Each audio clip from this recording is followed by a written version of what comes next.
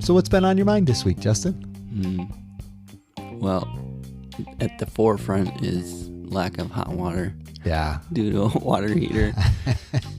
Apparently stopping yesterday for no good reason. Yeah. That's at the forefront. So in reality, the cold shower has just coagulated the blood in your body, and it's just, you're having a hard time flowing. Yeah. Okay. Yeah. That's good. What about you? In the sense that, it's a good thing to experience. It makes us thankful for when we have hot water. Mm-hmm. Yeah. Yes. I'm always amazed at the difference in ground temperature, how it affects the cold water. Because like in the summertime, you can't really get cold water. You're right. To get refreshing in the shower. But in the wintertime, you can get some pretty refreshing water coming out of that. Some people do call that kind of water refreshing. I agree. Yeah. Yeah. No. I was telling you earlier, of course, that taking that cold shower, my fingers, basically, they just went white. And then when I was done showering, they just started tingling. Yeah. It wasn't a good feeling. And it's always fun when you have that breathing pattern that goes along with that little bit of shock, and then you get on the other side of it, and it's like, oh, this is not a big deal. Wait, you can get on the other side? Yeah. Oh, yeah. And it's a good opportunity to practice your breathing because you're very conscious. I mean, in that moment when that shocky feeling, when that cold water is coming down across your body, it's like, yeah. Yeah. Well, I think I missed the opportunity to embrace the opportunity. You know, after we're done recording, you could just go back in and just hop in that cold shower while you have that awareness. Yeah. But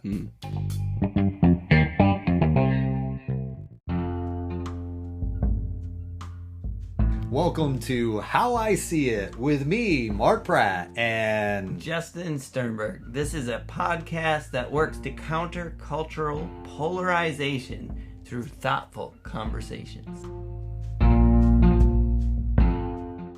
So yeah. What's new with you? Oh, seems like a lot of stuff new. And, it's just I'm grateful for a lot of new stuff. A lot of new clients. Cool. Yeah, it is. And I guess I just seeing like reoccurring themes of God's faithfulness as, you experience new clients and a desire to offer hope and, that kind of thing. And yeah, it's just been really neat. And I think in some ways I've been probably more aware of it with the whole, Asbury College thing, as far as, that, whether you want to call it a revival or not, but that outpouring of God's Spirit in that place at this time with this generation to a certain degree. And I don't say that necessarily. I mean, I'm not sure we're always trendy, and by the time we put a recording out, it might be, a little later than but that's what's been on my mind this week. Mm-hmm. Just that faithfulness. I think that we can see if we're willing to look for it. I think we can see it, in every generation. That aspect of how God has moved in some way. Does that make sense? Yeah. I think because even this Asbury Park thing, it's cool because every time I've been reading about it, it's like they talk about how the same thing happened in, I think, the 70s or something, Yeah. At literally the same college. Exactly. Like the same kind of thing. And that's pretty awesome. Sure. Yeah. And I think, I was listening to a fellow on another podcast, he was a senior. He's actually a teacher. He's actually a professor there now. Oh, wow. And he was a senior there in the 70s when it occurred. That's cool. Yeah. And it was, and he talked about, an outpouring that happened in the 40s, Wow. Really? as well. So it's just kind of a because when it happened in the 70s, they're like, this happened in the 30s too, or in the 40s, to where every 30 years or so. Yeah, every 30 years. And it makes me wonder, we're basically 2023 and what happened, but it makes me wonder how many pourings we've missed out Yeah. I'm not saying it's necessarily a media thing, but I'm sure, it just reminds me that I think God is faithful to every generation Hmm. in some ways, to be able to just pour out and have these opportunities to be able to say, okay, this is what I am. This is who I am. I'm accessible. And I just want you to know that I'm here. And I think each generation gets that opportunity in ways that honor God. Or I think in some ways God honors Jesus through that. It's that glorification type thing. I think it's something we get to do every day as far as how we glorify, but I think those outpourings are God's way of glorifying his son and saying, okay, this is the access, this is the way. And I desire relationship. I desire to be present in your life. And it's like, you don't even have to hide from me, because I'll come, I'll come find you. Mm-hmm. And then that, of course, that makes me always wonder, there's that part of me that wonders, okay, what is it about that institution? Mm. And the individual I was listening to talked about it from the sense of, I forget the guy, Jonathan Edwards. He said some of the strongest writing about revival was by Jonathan Edwards, in his opinion. And he was talking about confession is typically what routinely leads to this outpouring. Mm-hmm. And I was thinking about that, I think in some cases, even in my own life, how just more so recently here, I've had that desire. I think in some cases it's routinely been there from an aspect of saying, okay, and I think we've even talked about it before in other podcasts. This is bigger than me. I want to be about doing things that are bigger than me. And so I need your help.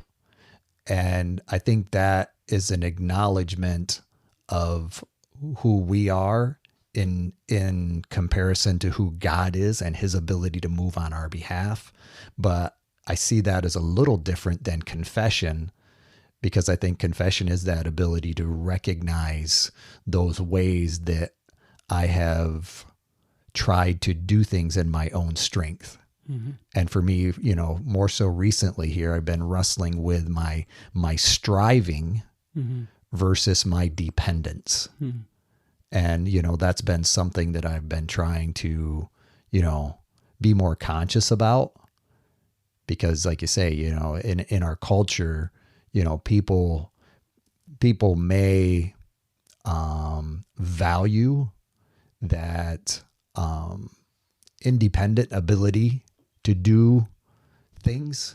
And I think, for me, that can even become a sense of pride or arrogance, that if I'm not mindful of it, I think I can do this. And I've just been more mindful of that. Does that make sense? Yeah. And yet, he certainly gives us a lot of ability, right?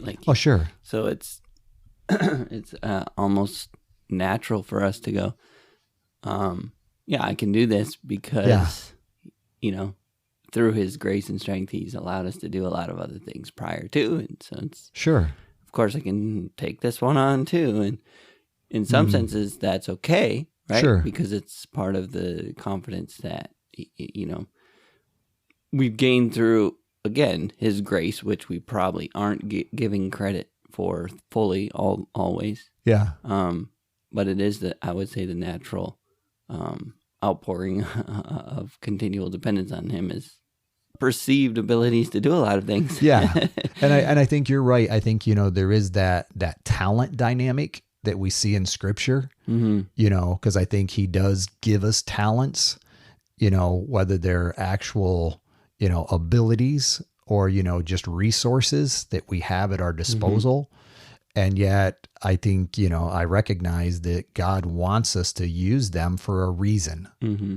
And yet, I think for me personally, it becomes about, okay, these aren't necessarily mine just to be used to do what I want to do. Mm-hmm.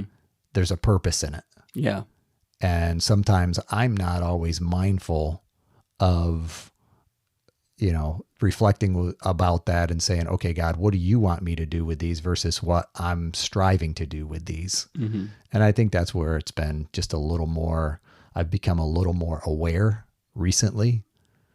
And so, yeah, that's kind of a neat thing to be able to reflect on, especially at this time, when you're, if you're aware. Yeah. I mean, yeah. Go ahead. This is back to the Asbury thing. Sure. A little bit, but or it kind of ties into, our typical conversations, but have you found that the idea of revival is polarizing in any way? Oh, certainly. Yeah. And how would you say that has been true? Well, in your experience, I guess I'm looking at it now, and I'm just saying if I heard about it through a text message, a group text message, and I'm willing to recognize that, as I've sought, opportunities to hear and, that kind of thing, I've learned some, but it's interesting that it's not necessarily newsworthy. From my perspective, it's not like it's part of the breakdown of the evening news, if you will. You follow me? And it's like, I can't think of too many other gatherings of this size, where people are continually, actually traveling to an area to experience, I'll call it, a movement to worship, and, in this generation, and yet it hasn't necessarily made a news feed that I've, gotcha, that you yeah, a media, monitor. just kind of a general media news feed. I haven't seen it. I'm not saying it hasn't happened, but I'm just saying I haven't seen it. Yeah. You know what's so cool about this, though? You know why it's kind of grown and gotten crazy, and you know about it. Sure. Why? Do you know why? Oh, I do not. Well, media. What media could play into that? Not the media that you were just talking about. No, it's social media. Social media. Sure. Yeah. So Agreed. that I've read several articles, about it. Just kind of, whenever one pops up in my social media, I like to read about it. Yeah. And that is the thing that's kind of the common thread across all these articles. Is like people there, people in the article writing about it saying there's just something. The way this thing's going viral on social media that's drawing people to this, Sure. People are looking for something real, and they, that kind of No thing. doubt. But I just think, going back to, we've had an episode about social media and kind of the pros and cons to it, right? Yeah. And how it can, people are hungry. That's why they're doom scrolling, right? Sure. Through Facebook, they're just, scroll, show me something good. Yeah. And I think this is good, right? And no doubt. As this lands in people's social media feeds, there's something about it. And the other thing that stands out about this particular opportunity, sure, this situation, this movement, whatever you call it, revival, that I've heard over and over is that there's nothing particularly that stands out about what they're doing. No, I hear you. Every article's like, it's just people singing. Yeah. Acapella. Acapella. Yeah. Some people, sometimes a guy will bring a guitar and they'll do it that way. Sometimes, it's kind of been a little ad hoc, right? Yeah. And like the first article I read that kind of talked about the beginning of it is like, it just started as a normal chapel service with a mediocre speaker. I don't remember if it said mediocre, but it kind of gave this context of, there's nothing special here. So what's going on? Yeah. And like in our clickbait world, right? We want to know, someone handled a snake and didn't die, or, I don't know, like whatever it is, we're looking for those sensational things. And what's, I think, so incredible about this is that what's special is there's nothing special but the Spirit. Sure. Right? The Spirit is clearly present in this atmosphere, and it's drawing like a magnet people to it, And as people see, like, this is clearly real. Sure. Because there's no smoke and mirrors. Right. There's none of that, kind of traditional, what's now traditional, right? Sure. In church to have all the stuff, yeah. right? To kind of the draw lights, you in. The smoke, right, yeah. And the atmosphere. Yep. And to be clear, I'm not, decrying that. I'm just saying, like, there's none of that in this package. And so people go, well, it must be real. Sure. Right? Yeah. And I think that's what has stood out to me the most about the things I've been reading. Well, those two things, that just, wow, the power of social media and how God is redeeming social media. And, 30 years ago at the last one of these, it was in the papers. I've seen in those articles, like screenshots of the newspaper articles from the last time this happened. Oh, wow. So it was cool to kind of see, like, it was in some newspapers at that point. Yeah. And we're kind of, maybe, like you said, it's not in the traditional media, but it doesn't matter. Yeah. And I think that's what's pretty cool. And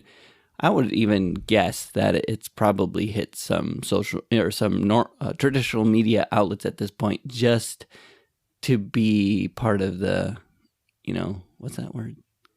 The current event. Yeah, the zeitgeist. Yeah, just to be able to say, yeah, we're getting, we're hitting you where you're at, kind of thing. I imagine it landed some places, but it's just probably a little talking point. No, I hear you. But yeah, I think those two things stand out: just the social media impact that it's had in, and then just the unspecialness of it.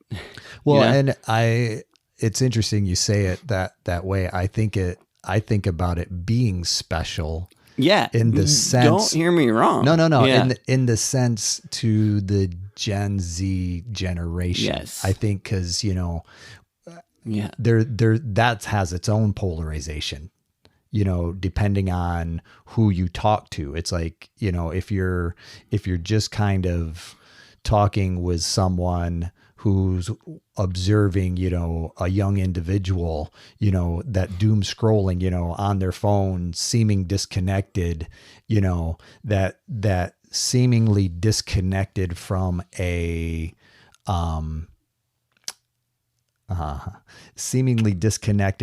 face-to-face contact, doesn't mean that they're not fully connected in a social media world. Mm-hmm. You follow me? Yeah. And that can have its own polarizing context. And yet, I think from my perspective, the hope of the next generation is in this spiritual hunger, because I think, I'll take responsibility. I'm not sure my generation did a great job of passing down, biblical lifestyle, I mean, I'm not just saying, Christian relationship, but, that there is a fullness that can be experienced through, relationship with Christ. And I think, my generation has basically said, well, this religion stuff was forced down my throat. So I'm just going to give you the opportunity to choose what you want. You follow me? And I think that's been a disservice in some ways to this generation. And yet, God is basically able to say that redeeming, like you refer to, it's like, okay, I get where you're coming from, maybe, but at the same time, I'm still going to I'm going to show myself to this generation in a way that says, if they want to acknowledge me, I'm still right here. I haven't gone anywhere. And you can say, well, you can deny it any way you want to, but if you want to really seek truth, here's an opportunity. And now the choice is yours. And I like your connection to social media, because I would have to agree. I found out via text message, and I don't scroll much. So, I haven't, anything that I've heard is basically something, that John was playing, or, a podcast that we were listening to, that kind of thing, or, people have been there and, and shared what that was like. So, yeah. And they were talking about, how the speaker was, had just kind of had a long list of things to do, and, just kind of going through the motions. But at the same time, God chose to show up. Yeah. And that's neat to me. Yeah, it is. And I think, the reality of it is that it just kind of speaks to the aspect of kind of maybe coming to the end of ourselves. Yeah. That's when God is really able to, he's able to show up anytime.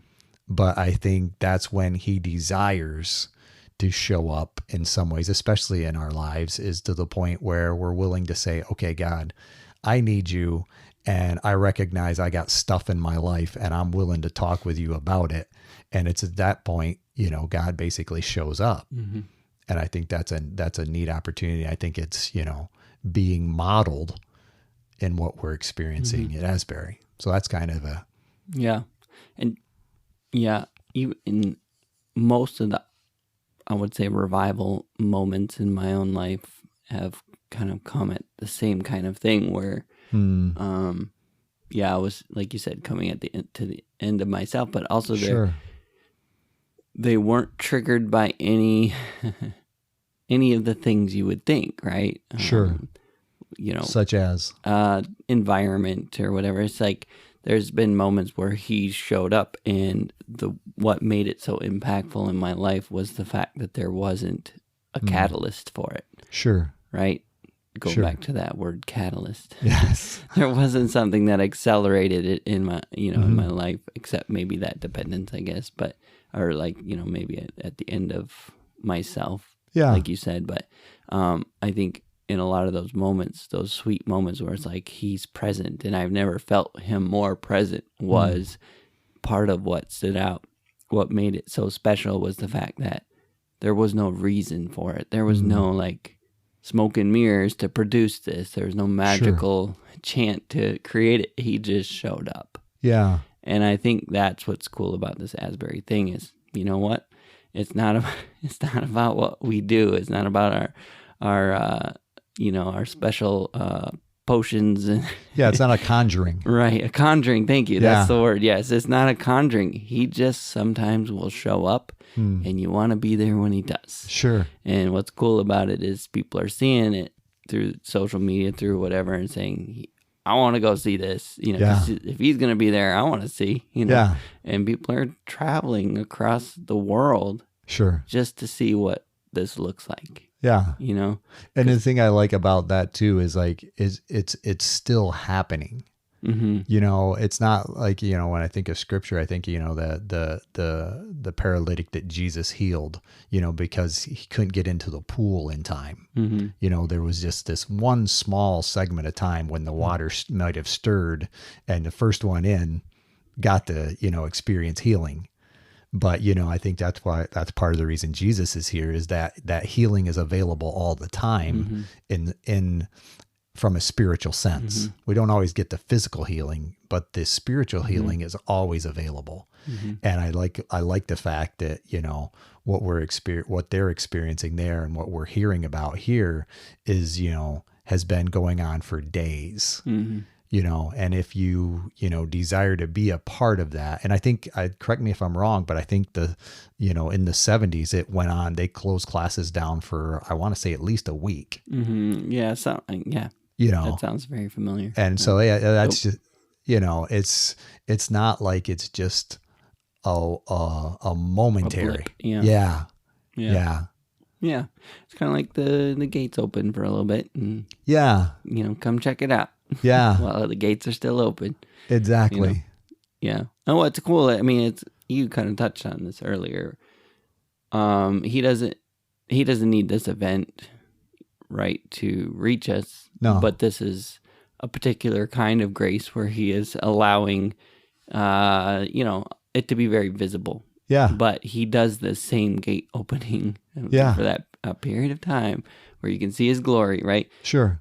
Personally, right? And Yeah. that's how people come to salvation, and that's happening daily around the planet. And I think that's important to remember too, that he came to save, to seek and to save, you know? Sure. And that also reminds me of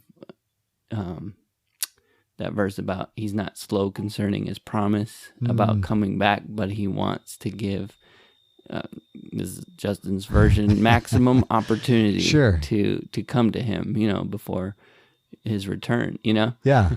Yeah.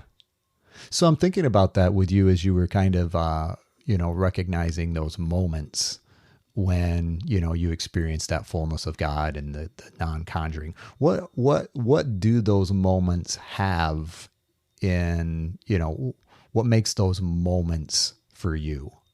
In other words, what do those moments have in common as you've experienced them? Other than the lack of lights, and can you share? Well, yes. What makes them unique is how present his spirit is, or he is, Sure. and it's all consuming to the point where essentially life resets. And that's why I say they're personal revival moments, right? Sure. It's a reminder of like, oh, right, this is what life is. Yeah. Not all the other stuff. All the other stuff is meant to support this and is, you know what I mean? Yeah. And it's basically thinking about a child who is doing his own thing, maybe wandering towards something dangerous, and a father, coming over to the child, getting down on his level, grabbing his two cheeks, looking at him in the eyes and saying, "Listen, son." Sure. And it's kind of that kind of feeling where I have no choice but to look into his eyes, Yeah. I don't know. It's really hard to explain, but they're definitely, like I said, life resetting moments. Yeah. Where those blips are like literally life changing for they. So I have one example. Yeah. That had a pretty big impact.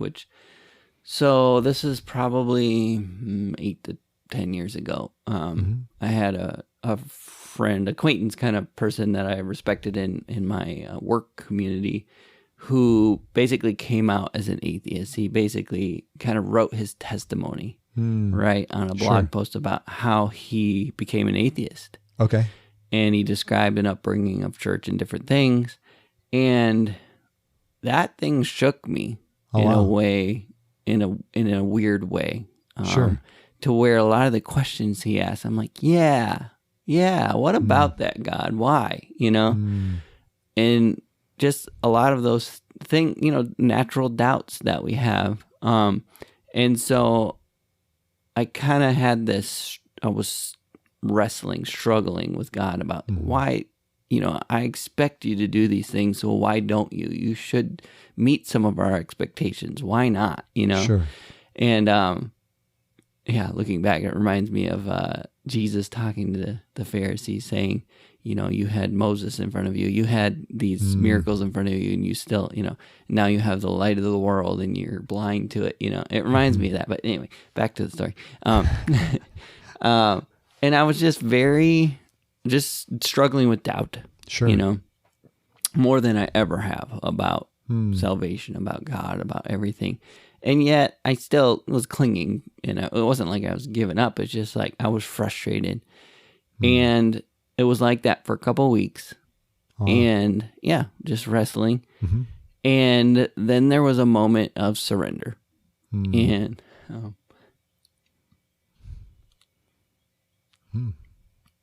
still pretty fresh.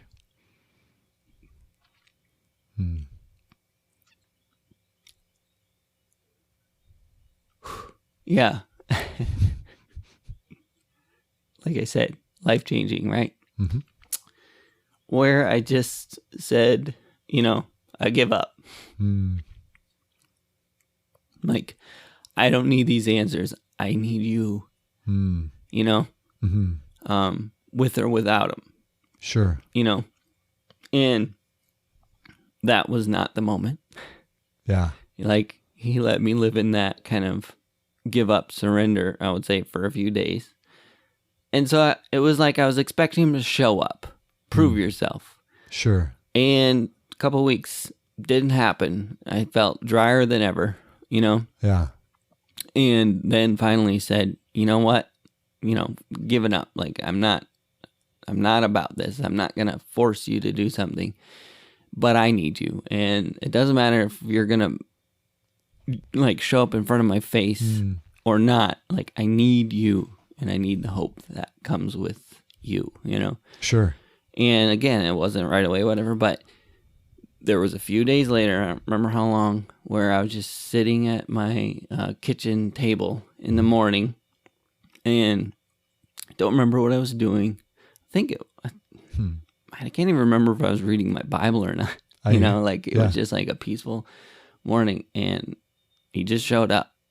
Oh, wow. And I just was overwhelmed with his presence. Yeah. And and it was a reset, you know? Sure. It was a good father giving a good gift without my expectation, you know? Sure. Saying, I want to give you what you want, but sometimes what you want isn't what you need. Sure. Right? Yeah. And what but he's I always needed, willing to give you what you need. Yes. Yeah. What I needed was to step into that faith one more time. What I needed was to trust blindly. And then he offered the good gift of his presence of like, and I can't explain it to you other than to say, if you experience this, you'd have no doubts. Sure. It doesn't matter who you are. Yeah. You cannot look away from that, you know? Yeah. And that doesn't mean this lasts permanently the rest of your life. I'm just saying, like, in that moment, you don't leave that moment thinking, you know? Yeah. It was supernatural in my, you know? Yeah. Yeah. So that's an example where, I mean, that was revival for me. That was, you know, and, you know, I was on life support, right? And it was the, what do you call that? The machine. Yeah, the AID. Sure. Defibrillator. Yeah. Automatic. Clear. It was one of those moments where he brought me back to life, full, you know, heart pumping again, back on track. And yeah. So like a personal revival. And again, what's distinct about that situation is nothing except his presence. Yeah. There wasn't a catalyst. There wasn't a conjuring. There wasn't in fact, there was almost the opposite. Like, I'm going to conjure and you better show up. And he didn't. And I said, fine, you know? Yeah. Kind of thing. I don't know. No. I don't even Thanks remember for what sharing. the question was. Yeah. No, I just, how, what those moments had for you in common. And I appreciate you Every sharing. one of those moments had in common that father grabbing my cheek kind of feeling of like, you won't see anything but me right now. And again, that resetting feeling of like, oh, right. Yeah. This is you. This is all about you. This is, you know, and the next steps were very clear, you know, just like, it's like how you imagine life should be if you just had full faith, like just knew without a doubt he loved you and he's going to take care of your every need, the birds of the air, the flowers of the field, that whole, it's like if that world you imagine you want to live in, when you hear those things, like, man, that would be nice. Sure. When those moments happen, it's like, oh, I can do that for a little bit. Like it's that resetting to where it's just much easier to deal with everything, you know? Yeah, no doubt. Yeah. And I like your analogy of the father's hands on my face type thing. Because I think, you know, it's look at me. And I think, you know, it's not a forceful thing, but it's an opportunity to say, okay, yeah, you've looked at a lot of things. You have, we need to recognize you have some idols, whether that's consumerism, whether that's, individualism, that kind of thing. It's like, I'm here. And, all of these other things are going to disappoint, but I won't. And that's not to say that, people haven't been disappointed by God. Don't get me wrong there. Well, so I was just going to comment about that specific thing, which is idols are essentially miniaturized versions that we can understand better of God, right? Sure. Whether it's a physical idol sitting on the shelf at home, or you build this version of what you think God is and should be, and that's the God you worship. It's an idol if you're holding to some things that he's not, Exactly. And I think that is what that grabbing of the face says. Like, that's not who I am, you know? And it's an opportunity to go, oh, right, I have to cast away that idol. Because like you said, sometimes it's all kinds of, it's easy to, anything to become an idol. But again, sometimes we build our own idol version of God that says, he'll show up when I call, and he'll, like a genie in a bottle, and he's I don't know, like he's obligated to me. Yep. Yeah. Or any version of him that's just not accurate, or a common example when people lose faith is when they expect him to show up to meet a certain need and he doesn't. Yes. That's such a common place for faith to go, and for us to lose sight and again, that's an idol for whatever that expectation we have. If he doesn't meet it, then we're misunderstanding who he is. Fact, because he never changes. He's always good. But we don't, it's like, no, I believed you were good until now. Now I know you're not. And again, it's that idol version of him that we believed he looked like this, he was shaped like that, he fit into that box, and and he was predictable, and I knew how he should work, and it all fit into my mind's construct of what God should be. The problem is, if you can fit him in your mind, he's too small. Exactly. Yeah, no doubt. Yeah, I appreciate you, because you were reminding me when you were talking about that, as far as that Jonah, when he's down, when he talks about being in the belly of the whale, and the seaweed had wrapped around him, and he basically shares, I have exchanged the blessings of God for worthless idols, and I think we can tend to do that because what we want to say God isn't always who he is, whether it's prosperity gospel or, all these other things that we kind of hold God to, or whether it's, the healing of a person, a physical healing of a person, and it doesn't happen.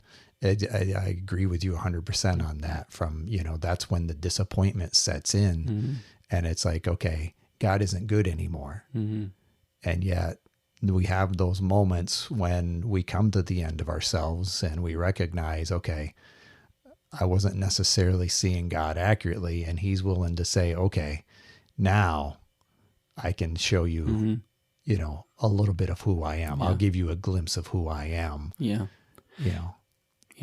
To bring that peace back again.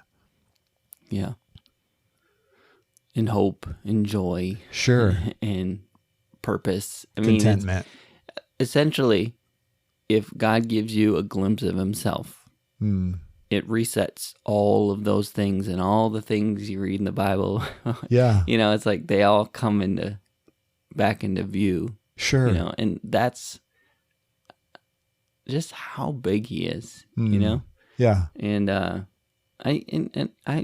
just, hope and pray every one of our listeners has or will have an opportunity to experience that, because there's just nothing like it. Yeah. And so when you read books about faith leaders, or, different things where they just talk about how sweet he is, and like, I don't know, like when there's a faith there that is unshakable, right? Sure. When you read about some of those, what's her name, who wrote Hiding Place? Yeah, I know who you're talking about. Yeah. Man. Yeah. All I can think of is Harriet Beecher Stowe, but that's not her.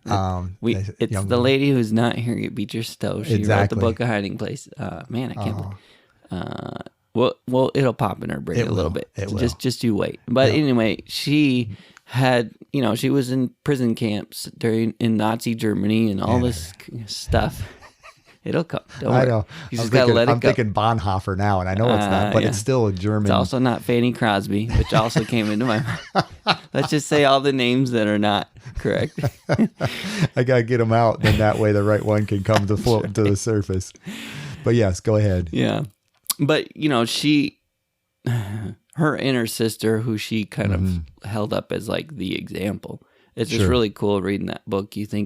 I thought, just hearing about that book all my life is going to be about just her incredible faith. And really, so much of the book was her talking about, I was hanging by a thread, and half of that thread was my sister's faith, Yeah. But they both clearly had experienced this God, the showing up that said, you can't ignore me. I know you're in the worst place in the planet, in the worst situation, and yet, you can't forsake me. You can't leave me, and she even described like anger and different, like, why would you let it be this way? And all, of course, and yet the inability to walk away that sounds bad, but in this like hope way that says, I've experienced who you are, Sure.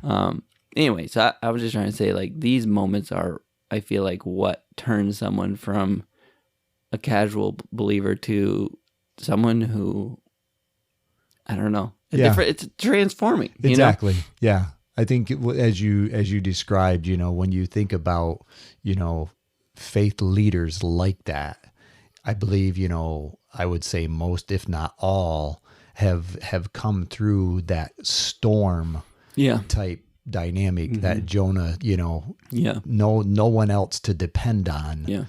And to the end of all of my strength and the end of all of my resources, and yet God was still faithful. Yeah. And I think, that's a huge part of that. And just to clarify too, kind of the other side of that is what I just, called a casual believer or whatever. There's nothing wrong with faith that isn't backed up by those moments. That is what Jesus talked about when he said, blessed are the children, let them come to me. Faith like a child. It's this idea that I don't have that, but I don't need it because I have this childlike faith. And I in other words, Jesus would not decry that faith. Sure. He would hold it up as the example and say, this is the ideal to believe without sight. Sure. Yeah. But he's also a good father to say, sometimes I know you need more. Yeah. I'm thankful for that. Because what he does is he opens the zipper of heaven, kind of lets it shine down in this very narrow scope to me or you or whatever. And it's like, oh yeah, right. Yeah. That kingdom, Yes. And yes. Yeah. And that's just a good father saying, and again, we expect that like a genie in a bottle, just, I need a shot of that once in a while, and get me back on track. And, that's not how he operates. He's not a genie, but he's good. Either way, he's good. You know? Yeah. And I was thinking of the movie Lion, Witch, the Wardrobe, Aslan, where he talks about, he's at the end, they were talking about he's good, but he's not safe. He's not safe, but he's good. Yeah. Something like that, right? Something to that effect. It made me think of it. Yeah. But I still can't think of her name.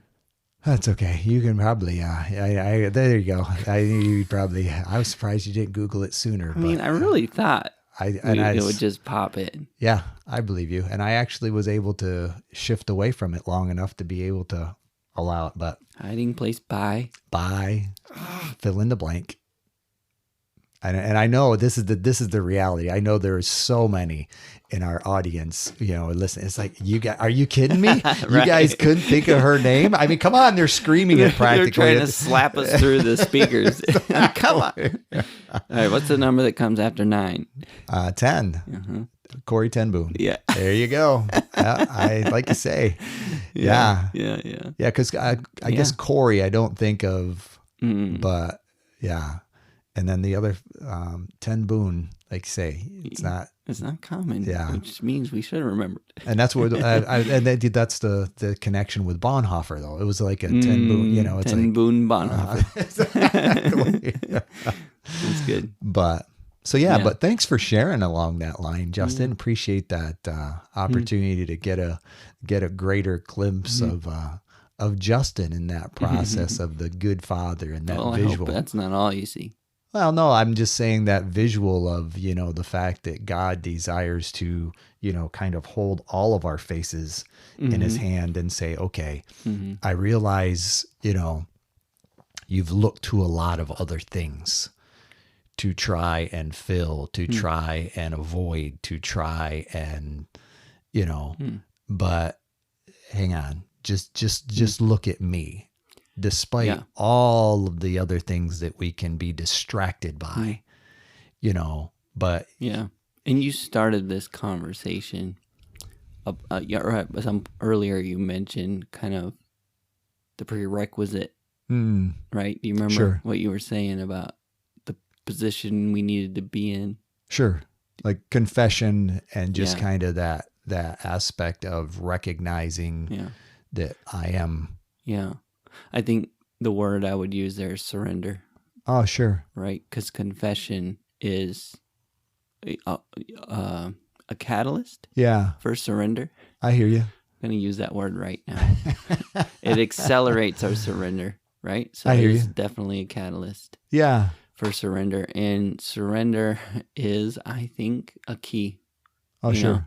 And so I don't, know who's listening, what situation you're in, but I definitely think there's people out there who are saying, that sounds amazing. Why doesn't he do that for me? Or whatever. Or I'm really in need of something like that, a shot in the arm kind of thing.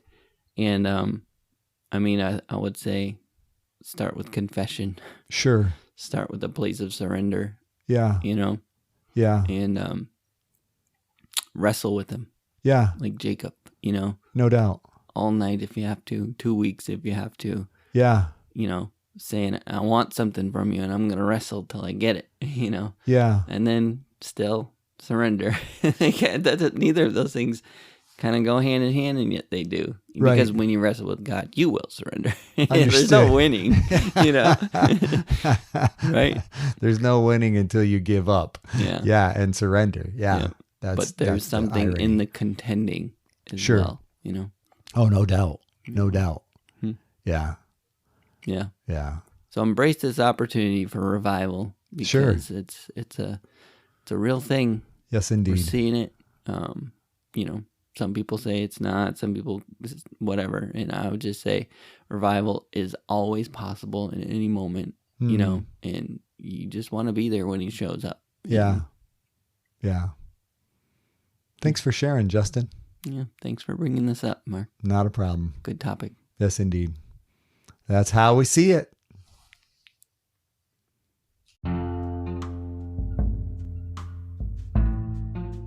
Hey, thank you for listening to our podcast. If you like How I See It, please do all the things that podcasts tell you to do. Subscribe, rate, review, follow us, and or talk nicely about us on social media. If you want to reach out, the email is us@howiseeit.click. Yep, I said .click, as in .click. Please tell your friends about this show, and we'll see you on the next one.